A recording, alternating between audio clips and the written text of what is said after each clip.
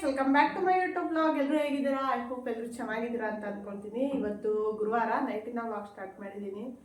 ಆಗಲೇ ಸುಮಾರು ದಿನ ಆಗಿತ್ತು ನಾನ್ ವೆಜ್ ಮಾಡಿ ಮನೇಲಿ, ಹಂಗಾಗಿ ಮಾಡೋಣ ಅಂತ ಹೇಳಿ ತೊಗೊಂಬಂದಿದ್ದೀನಿ. ಇವಾಗ ಚಿಕನ್ ಮಾಡಬೇಕು, ಬಿರಿಯಾನಿ ಮತ್ತು ಕಬಾಬ್ ಮಾಡ್ತಾಯಿದ್ದೆ. ಸೊ ನಿಮಗೂ ಕೂಡ ರೆಸಿಪಿ ಶೇರ್ ಮಾಡೋಣ ಅಂತ ಹೇಳ್ಬಿಟ್ಟು ರೆಸಿಪಿ ಆಗಲೇ ಶೇರ್ ಮಾಡಿದ್ದೀನಿ. ಸ್ವಲ್ಪ ಆದಷ್ಟು ಕ್ಲಿಪ್ಪಿಂಗನ್ನು ತೊಗೊಂಡು ಒಂದು ಬ್ಲಾಗ್ ಮಾಡ್ಕೊಳ್ಳೋಣ ಅಂತ ಅಂದ್ಕೊಂಡೆ.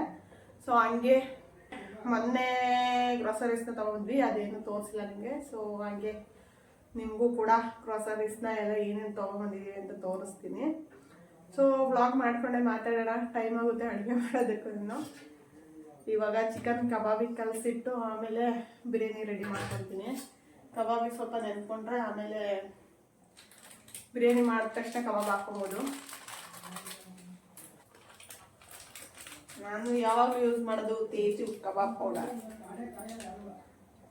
ತೇಜುನೇ ಯೂಸ್ ಮಾಡೋದು. ಸೊ ಅದೇ ಕಬಾಬ್ ಪೌಡರ್ನ ಹಾಕ್ತಾ ಇದ್ದೀನಿ. ಮಾತಾಡ್ಕೊಂಡು ಬ್ಲಾಗ್ ಮಾಡೋದೇ ಜಾಸ್ತಿ ವಿಡಿಯೋ ಲೆಂತಿ ಆಗ್ಬಿಡ್ತಾರೆ. ಹಂಗೆ ಮಾಡಿ ಸೋಮವಾರದ್ದು ಬ್ಲಾಗ್ನ ಇನ್ನೂ ಆ್ಯಡ್ ಮಾಡೋದಕ್ಕಾಗಿಲ್ಲ, ಅಪ್ಲೋಡ್ ಮಾಡೋದಕ್ಕೆ ಹಂಗೆ ಬಿಟ್ಟಿದ್ದೀನಿ. ಅದು ಯಾಕೋ ಡೌನ್ಲೋಡೇ ಆಗ್ತಾ ಇಲ್ಲ.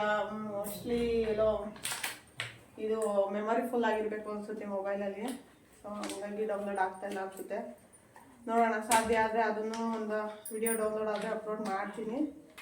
ಅದನ್ನೇನಾದ್ರು ಅಪ್ಲೋಡ್ ಮಾಡೋಕ್ಕಾಗಿಲ್ಲ ಅಂತ ಅಂದರೆ ಇದನ್ನೇ ಅಪ್ಲೋಡ್ ಮಾಡೋಣ ಅಂತ ಅಂದ್ಕೊಂಡಿದ್ದೀನಿ. ಕಂಟಿನ್ಯೂಸ್ ಆಗಿ ಸ್ವಲ್ಪ ವ್ಲಾಗ್ ಮಾಡ್ಕೊಬೇಕು ಇದ್ಮೇಲೆ. ಸೊ ಹಂಗಾಗಿ ವ್ಲಾಗ್ ಮಾಡೋಣ ಅಂತ ನಮ್ಮ ಮನೆಯವರು ಇವತ್ತು ವ್ಲಾಗ್ ಮಾಡಿಬಿಡ, ಸುಮ್ಮನೆ ಅಡುಗೆ ಮಾಡಿಬಿಡು, ಲೇಟ್ ಮಾಡಿಬಿಡ್ತೀನಿ ಅಂತ ಇದ್ದಾರೆ. ಅದಕ್ಕೆ ವ್ಲಾಗ್ ಮಾಡ್ಕೊತೀನಿ ಅಂತ ಹೇಳಿ ಮಾಡ್ಕೊತಾ ಇದ್ದೀನಿ. ಬೇಗ ಬೇಗ ಅಡುಗೆನ ಮಾಡ್ಕೊತೀನಿ ಯಾಕಂದರೆ ಲೇಟ್ ಮಾಡೋಕ್ಕೆ ಹೋಗೋದಿಲ್ಲ. ಮೊಟ್ಟೆ ಬೇಯದಕ್ಕೆ ಇಟ್ಟಿದ್ದೀನಿ. ಬಿರಿಯಾನಿ ಮೊಟ್ಟೆ ಇಲ್ಲ ಅದ್ರ ಜೊತೆಲಿ ಕಾಂಬಿನೇಷನ್ ಚೆನ್ನಾಗೇ ಇರಲ್ಲ. ಸೊ ಹಂಗಾಗಿ ಮೊಟ್ಟೆ ಬೇಯದಕ್ಕೆ ಹಾಕಿದ್ದೀನಿ.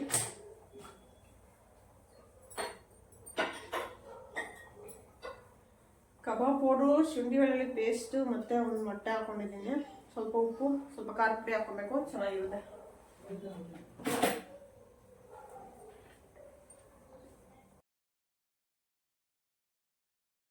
ಉಪ್ಪು ಖಾರ ಕರೆಕ್ಟಾಗಿದ್ರೆ ಟೇಸ್ಟ್ ಸೂಪರ್ ಆಗಿರುತ್ತೆ. ಮಿಕ್ಸ್ ಮಾಡ್ಕೊಳ್ಳೋಣ.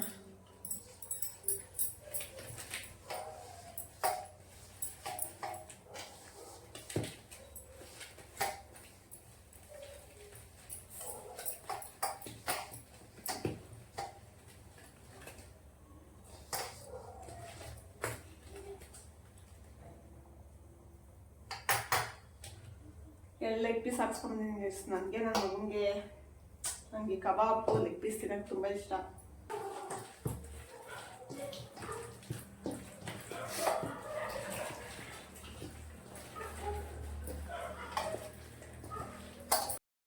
ಕಬಾಬ್ಗೆಲ್ಲ ಕಲಸಿಟ್ಟು ಅದು ನೆನೆದಕ್ಕೆ ಬಿಟ್ಬಿಟ್ಟು ಇವಾಗ ಬಿರಿಯಾನಿಗೆ ಒಗ್ಗರಣೆ ಹಾಕೋಣ ಅಂತ ಹಾಕ್ಕೊತಾ ಇದ್ದೀನಿ. ಹಾಗೆ ಹಚ್ಕೊಂಡೇ ಅಡುಗೆ ಮಾಡ್ಕೊಂಬಿಡೋಣ ಅಂತ ಹೇಳ್ಬಿಟ್ಟು ಆಗಲೇ 8 ಗಂಟೆ ಆಗಿತ್ತು. ಇನ್ನು ಅಡುಗೆ ಮಾಡೋದನ್ನ ಹಚ್ಚಿಟ್ಕೊಂಡು ನಿಧಾನಕ್ಕೆ ವಿಡಿಯೋ ಮಾಡ್ಕೊಂಡು ಕೂತ್ಕೊಂಡ್ರೆ ಇನ್ನೂ ಲೇಟ್ ಆಗಿಬಿಡುತ್ತೆ ಅಂತ ಹೇಳ್ಬಿಟ್ಟು ನಮ್ಮ ಮನೆಯವ್ರು ಬೇರೆ ವ್ಲಾಗ್ ಮಾಡಿಬಿಡ, ಸುಮ್ಮನೆ ಅಡುಗೆ ಮಾಡು ಅಂತ ಅಂತಾಯಿದ್ರು. ಹಂಗಾಗಿ ಹಂಗೆ ಹಚ್ಚಿಟ್ಕೊಂಡು ಹಂಗೆ ಆಗ ಒಗ್ಗರಣೆ ಹಾಕ್ಕೊಂಬಿಡೋಣ ಅಂತ ಹೇಳ್ಬಿಟ್ಟು ಮಾಡ್ಕೊತಾ ಇದ್ದೀನಿ.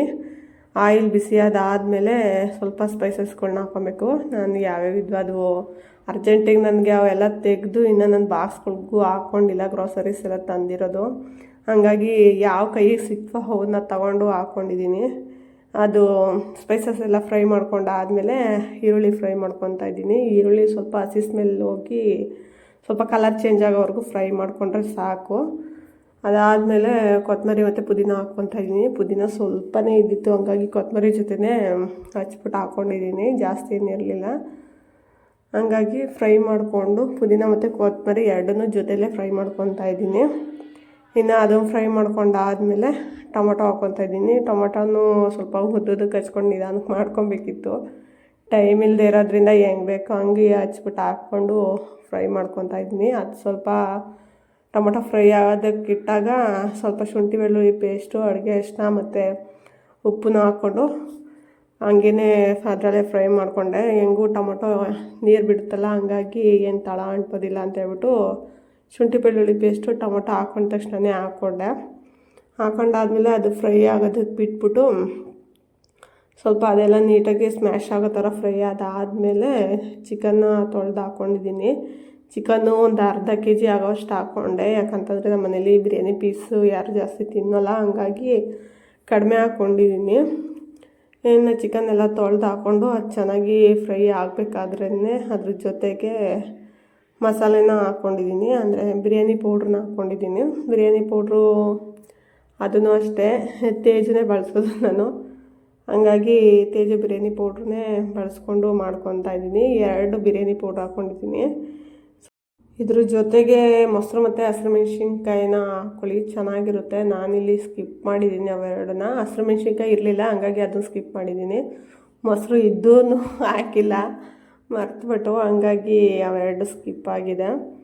ಸೊ ನೀವು ಈರುಳ್ಳಿ ಎಲ್ಲ ಫ್ರೈ ಮಾಡ್ಕೊತೀರಲ್ಲ, ಆವಾಗಲೇ ಹಸಿರು ಮೆಣಸಿನ್ಕಾಯಿ ಎಲ್ಲ ಹಾಕ್ಕೊಳ್ಳಿ. ಅದಾದಮೇಲೆ ಟೊಮೊಟೊ ಎಲ್ಲ ಫ್ರೈ ಮಾಡ್ಕೊತೀರಲ್ಲ, ಆ ಟೈಮಲ್ಲಿ ಮೊಸರು ಹಾಕ್ಕೊಂಡು ಚೆನ್ನಾಗಿ ಫ್ರೈ ಮಾಡ್ಕೊಳ್ಳಿ. ಮೊಸರೆಲ್ಲ ಚೆನ್ನಾಗಿ ಅದು ಕರಗಬೇಕು, ಆ ಥರ ಫ್ರೈ ಮಾಡ್ಕೊಬೇಕು, ಚೆನ್ನಾಗಿರುತ್ತೆ.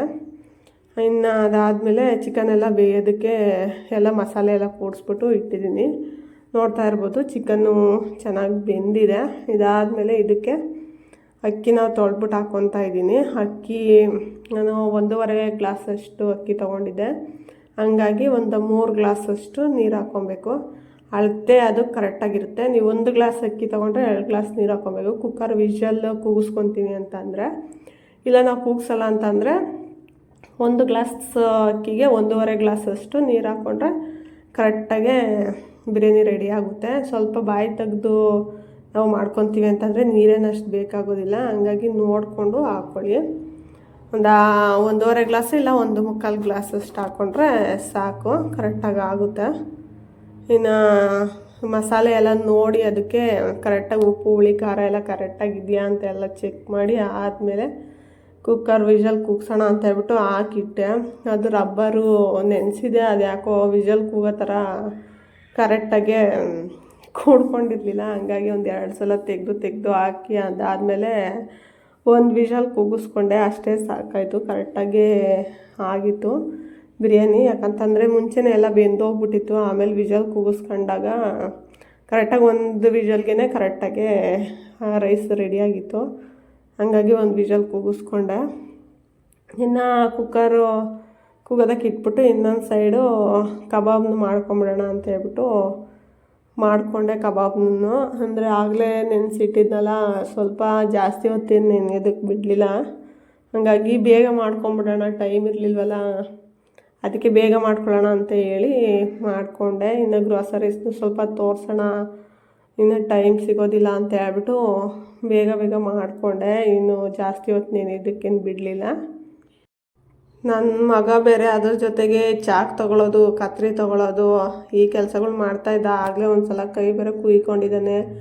ಫಂಕ್ಷನ್ ಬೇರೆ ಹತ್ತಿರ ಬರ್ತಿದೆ, ಹಂಗಾಗಿ ನಾನು ಆದಷ್ಟು ಅವನ್ನ ಅಡುಗೆ ಮನೇಲಿ ಬಿಟ್ಕೊಡೋದೇ ಇಲ್ಲ.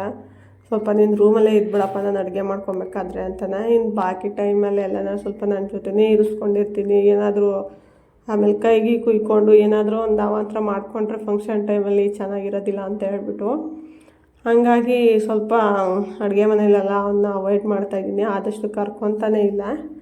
ಇನ್ನು ಕಬಾಬೆಲ್ಲ ಕರೆದ್ಬಿಟ್ಟು ನಮ್ಮ ಮನೆಯವ್ರಿಗೆ ಕೊಟ್ಟು ಅವ್ರು ತಿಂತಾಯಿದ್ರು. ಇನ್ನು ನಾನು ಫುಲ್ಲು ಇನ್ನು ಕಬಾಬೆಲ್ಲ ಕರೆದಿಟ್ಬಿಡೋಣ ಅಂತ ಹೇಳ್ಬಿಟ್ಟು ಪೂರ್ತಿ ಎಲ್ಲ ಕಬಾಬ್ ಮಾಡಿಟ್ಟು ಇನ್ನು ಸ್ವಲ್ಪ ಕಿಚನೆಲ್ಲ ಕ್ಲೀನ್ ಮಾಡ್ಕೊಬೇಕಿತ್ತು. ಎಲ್ಲ ನೀಟಾಗಿ ಕ್ಲೀನ್ ಮಾಡಿಕೊಂಡೆ. ಇನ್ನು ಊಟಕ್ಕೆ ಕೂತ್ಕೊಂಡ್ರೆ ಊಟ ಮಾಡಾದಮೇಲೆ ಸ್ವಲ್ಪ ಇಂಟ್ರೆಸ್ಟ್ ಕಡಿಮೆ ಆಗುತ್ತೆ, ಅಡುಗೆ ಮನೆಯೆಲ್ಲ ಹಂಗೆ ಬಿಟ್ಟು ಮಲ್ಕೊಂಬಿಡ್ತೀನಿ ಅಂತ ಹೇಳ್ಬಿಟ್ಟು ಎಲ್ಲ ನೀಟಾಗಿ ಕ್ಲೀನ್ ಮಾಡಿಕೊಂಡೆ. ಕಬಾಬ್ ಮಾಡಿಕೊಂಡೇನೆ ಪಾತ್ರೆ ಎಲ್ಲ ಸ್ವಲ್ಪ ತೊಳೆಯೋದಿತ್ತು, ಅವನು ಎಲ್ಲ ನೀಟಾಗಿ ತೊಳ್ಕೊಂಡು ಎಲ್ಲ ರೆಡಿ ಮಾಡಿಕೊಂಡೆ.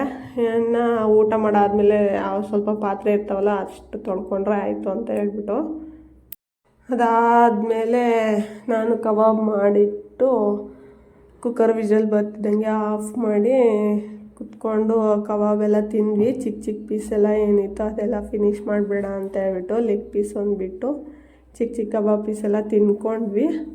ಅದಾದಮೇಲೆ ನಮ್ಮ ಮನೆಯವರು ರೈಸೆಲ್ಲ ಮಿಕ್ಸ್ ಮಾಡಿ ಇಟ್ಟಿದ್ರು. ನಾನು ಮೊಸರು ಬಜ್ಜಿ ಮಾಡೋ ಅಷ್ಟರಲ್ಲಿ ಇನ್ನು ಬಿರಿಯಾನಿ ರೆಡಿ ಆಯಿತು, ಮೊಸರು ಬಜ್ಜಿನೂ ರೆಡಿ ಆಯಿತು, ಕಬಾಬನ್ನು ಮಾಡಿಟ್ಟಿದ್ದೆ. ಇನ್ನು ಮೊಟ್ಟೆ ಸುಲ್ಕೊಂಡು ಊಟಕ್ಕೆ ಕೂತ್ಕೊಂಡ್ವಿ. ಊಟ ಮಾಡಿ ನನ್ನ ಮಗನಿಗೂ ಊಟ ತಿನ್ನಿಸಿ ನಾನು ನನ್ನ ಮಗ ಒಟ್ಟಿಗೆ ಊಟ ಮಾಡ್ಕೊಂಡ್ವಿ. ತುಂಬ ಲೇಟ್ ಆಗಿತ್ತಲ್ಲ, ಹಂಗಾಗಿ ಅವನಿಗೆ ಫಸ್ಟ್ ನಾವು ತಿಂದು ಆಮೇಲೆ ಅವನಿಗೆ ತಿನ್ಸಿದ್ರೆ ಅವ್ನಿಗೆ ಇನ್ನೂ ಲೇಟ್ ಆಗಿಬಿಡುತ್ತೆ ಅಂತ ಹೇಳ್ಬಿಟ್ಟು ಜೊತೆಲೆ ಕುಂಡ್ರಿಸ್ಕೊಂಡು ಅವ್ನಿಗೆ ಊಟ ತಿನ್ನಿಸಿ ನಾನು ಊಟ ಮಾಡಿಕೊಂಡೆ. ಸುಮ್ಮನೆ ವಿಡಿಯೋಗೋಸ್ಕರನ ಲೆಗ್ ಪೀಸ್ ಹಾಕ್ಕೊತಾ ಇದ್ದೀನಿ. ಲೆಗ್ ಪೀಸ್ ತಿನ್ನಲೇ ಇಲ್ಲ, ಬೆಳಗ್ಗೆ ತಿಂದ್ಕೊಳ್ಳೋಣ ಆಗಲ್ಲ ಅಂತ ಹೇಳ್ಬಿಟ್ಟು ಮತ್ತು ಸುಮ್ಮನೆ ಫೋಟೋ ಅಂತ ತಕ್ಕೊಂಡು ವಿಡಿಯೋ ಮಾಡಿಕೊಂಡು ಹಂಗೆ ಎತ್ತಿಟ್ಬಿಟ್ಟು ರೈಸ್ ಮಾತ್ರ ತಿಂದು ಮೊಟ್ಟೆ ತಿಂದ್ಕೊಂಡೆ ಅಷ್ಟೇ. ಚಿಕನ್ ಇದು ಕಬಾಬ್ ಏನು ತಿನ್ನಲಿಲ್ಲ ಮತ್ತೇನು, ಸುಮ್ಮನೆ ಒಂದು ಫೋಟೋ ಬೇಕಿತ್ತಲ್ಲ ಹಂಗಾಗಿ ಆ ಥರ ಹಾಕ್ಕೊಂಡಿದ್ದೀನಿ ಅಷ್ಟೇ. ನಾವು ಊಟ ಎಲ್ಲ ಮುಗಿಸ್ಕೊಂಡು ಸ್ವಲ್ಪ ಪಾತ್ರೆಗಳೆಲ್ಲ ಇದ್ವಲ್ಲ ಹಂಗೆ ತೊಳ್ಕೊಳ್ಳೋಣ ಅಂತ ಹೇಳ್ಬಿಟ್ಟು ತೊಳೆದಿಟ್ಟೆ. ಅಂದರೆ ಊಟ ಮಾಡಿದ್ದಾವೆ ಅಷ್ಟೇ ಪಾತ್ರೆಗಳಿದ್ದವು, ಮುಂಚೆನೇ ಎಲ್ಲ ಒಂದು ಸಲ ತೊಳೆದಿಟ್ಟಿದ್ನಲ್ಲ, ಹಂಗಾಗಿ ಪಾತ್ರೆ ಏನು ಜಾಸ್ತಿ ಇರಲಿಲ್ಲ, ಸ್ವಲ್ಪನೇ ಇದ್ದಿತ್ತು. ತೊಳೆದಿಟ್ಟು ಇನ್ನು ಗ್ರೋಸರೀಸ್ ಎಲ್ಲ ಸ್ವಲ್ಪ ಎತ್ತಿಡೋಣ ಅಂತ ಹೇಳ್ಬಿಟ್ಟು ಫಂಕ್ಷನ್ಗೆ ಸಪ್ರೇಟು ಮನೆಗೆ ಸಪ್ರೇಟು ಅಂತ ಹೇಳ್ಬಿಟ್ಟು ಎತ್ತಿಟ್ಟೆ. ನಮ್ಮ ಮನೆಯವ್ರು ಏನು ಮಿಕ್ಕಿದ್ದನ್ನು ಬೆಳಗ್ಗೆ ವಿಡಿಯೋ ಮಾಡ್ಕೊಂಡಿವಂತ ಇವಾಗ ಬೇಡ ಎತ್ತಿಟ್ಬಿಡು ಅಂತ ಅಂದರು. ಟೈಮ್ ಆಗಿತ್ತಲ್ಲ, ಹಂಗಾಗಿ ಎತ್ತಿಟ್ಟು ನಮ್ಮ ಮನೆಯವರು ಸೀರೆ ಈಸ್ಕೊಂಬಂದಿದ್ರು, ಬ್ಲೌಸಲ್ಲಿ ಎದಕ್ಕೆ ಕೊಟ್ಟಿದ್ನಲ್ಲ, ಹಂಗಾಗಿ ಅದನ್ನು ಚೆಕ್ ಮಾಡಿಬಿಟ್ಟು ಅದಾದಮೇಲೆ ನಮ್ಮ ಮನೆಯವ್ರು ಜ್ಯೂಸ್ ಮಾಡಿ ಇಟ್ಟಿದ್ರು, ಲೆಮನ್ ಜ್ಯೂಸು ಕುಡಿದ್ಬಿಟ್ಟು ಮಲ್ಕೊಳ್ಳೋಣ ಅಂತ ಹೇಳ್ಬಿಟ್ಟು ಮಲ್ಕೊಂಡ್ವಿ. ವ್ಲಾಗ್ನ ಎಂಡ್ ಮಾಡ್ತಾಯಿದ್ದೀನಿ. ಇವತ್ತಿನ ವ್ಲಾಗ್ ಇಷ್ಟೇ. ವಿಡಿಯೋ ಇಷ್ಟ ಆಗಿದ್ದರೆ ಪ್ಲೀಸ್ ಒಂದು ಲೈಕ್ ಮಾಡಿ. ತುಂಬ ಜನ ಸಬ್ಸ್ಕ್ರೈಬ್ ಆಗದೆ ವಿಡಿಯೋ ನೋಡ್ತಾ ಇದ್ದೀರಾ, ದಯವಿಟ್ಟು ಸಬ್ಸ್ಕ್ರೈಬ್ ಮಾಡ್ಕೊಂಡು ಸಪೋರ್ಟ್ ಮಾಡಿ. ನೀವು ಸಪೋರ್ಟ್ ಮಾಡೋದ್ರಿಂದ ನಮಗೂ ಕೂಡ ವಿಡಿಯೋ ಮಾಡೋದಕ್ಕೆ ಇಂಟ್ರೆಸ್ಟ್ ಬರುತ್ತೆ. Thank you for watching.